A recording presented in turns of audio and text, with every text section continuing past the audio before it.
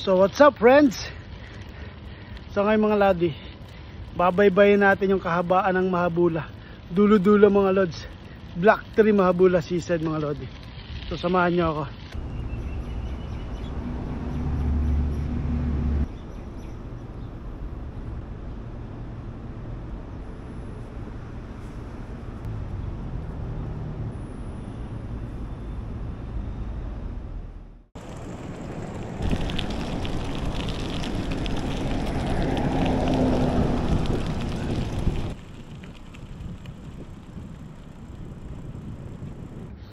Grabing humid. Naubusan tayo ng tubig mga lods. Pero dahil nasa Kuwait tayo, libre tubig dito mga lods. Kasi eto,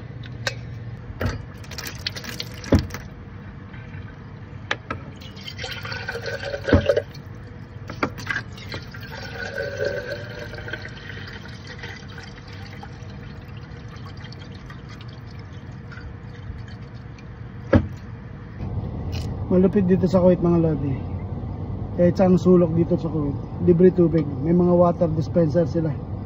Ito, fresh na fresh, saka napakalamig.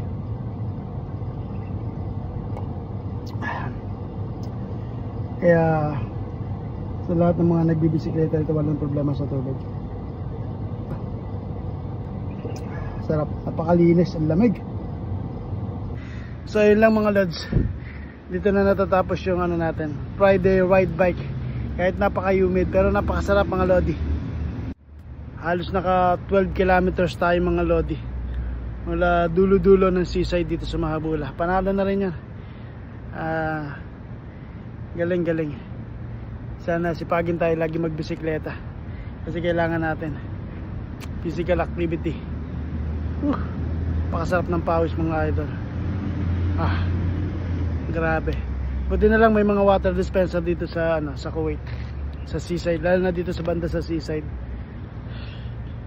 Dahil maubusan ka ng tubig lalo na sa ganitong panahon, humid, matindi. Pero yun lang, salamat mga lodi. Ayun, ingat sa lahat and happy weekend dito sa Kuwait, sa Middle East.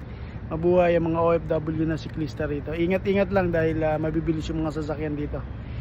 Hanggat maaari, doon lang tayo sa mga safe road like seaside, tsaka sa mga bike lanes. Alright, so yun lang mga lodi.